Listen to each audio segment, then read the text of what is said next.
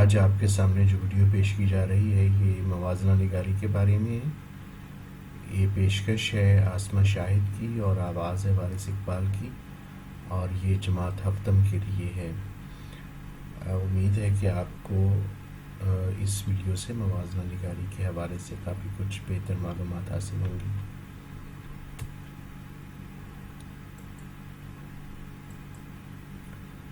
موازنہ کیا ہے؟ کوئی سی دو چیزوں کے درمیان مشترک اور مختلف خصوصیات کو پہچاننا اور الگ کرنا موازنہ کہلاتا ہے۔ یعنی جب بھی ہم کسی چیز میں کوئی سی دو چیزوں کے درمیان یا دو سے زیادہ بھی ہم ان کی مختلف خصوصیات کو دیکھتے ہیں، جس میں سے کچھ مختلف ہوتی ہیں اور کچھ مختلف ہوتی ہیں، تو یہ موازنہ نگاری کہلاتا ہے۔ نگاری کا مطلب ہوتا ہے لکھنا، موازنہ کا مطلب ہوتا ہے مختلف اور مشترک خصوصیات کو پہچاننا۔ تو موازنہ نگاری کسی بھی حوالے سے ہو سکتی ہے۔ موازنہ نگاری مثال کے طور پر کسی شاعر یا مصنف کا انداز بیان، مختلف علاقوں، چیزوں، لوگوں کا موازنہ، تحریر کے مقاصد یا نقطہ نظر وغیرہ جاننے کے لیے موازنہ۔ اسی طریقے سے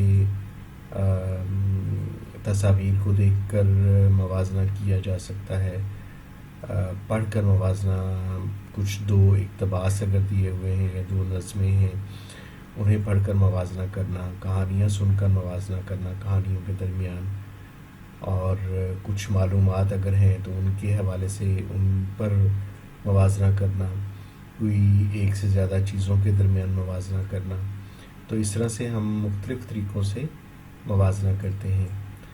موازنہ کرنے کے لیے جو طریقہ استعمال کیا جاتا ہے اس میں ایک عام طریقے تو بہت سے ہیں، لیکن یہ طریقہ سب سے زیادہ رائج ہے، اور اس میں یہ ہوتا ہے کہ ہم مختلف خصوصیات اور مشترک خصوصیات کا ہم موازنہ کرتے ہیں۔ مثال ہے، ہم یہاں پہ ایک نمونے کا موازنہ پیش کر رہے ہیں آئی فون اور اینڈرائڈ فون کے درمیان۔ تو اس کی اگر ہم مختلف خصوصیات دیکھیں تو آئی فون پر بہت سی چیزیں محدود ہوتی ہیں، جبکہ اینڈرائڈ پر لامحدود ہیں۔ آئی فون بہت مہنگا ہے جبکہ اینڈرائڈ سستا ہے، آئی فون بہت تیزی سے کام کرتا ہے جبکہ اینڈرائڈ وقت کے ساتھ ساتھ سست ہوتا جاتا ہے۔ اور مشترک خصوصیات ہے کہ دونوں ہی فون ہیں، فون کی قسم ہے، اور ان سے فون بھی کیا سکتا ہے، بات کی جا سکتی ہے۔ دونوں سے ویڈیو پر بات ہو سکتی ہے، یعنی دونوں سے ویڈیو بن سکتی ہے، دونوں پر اپنی مرضی سے تبدیلیاں اور سیکیورٹی وغیرہ بھی لگائی جا سکتی ہے۔ تو امید ہے کہ آپ نے موازنہ سیکھ لیا ہوگا۔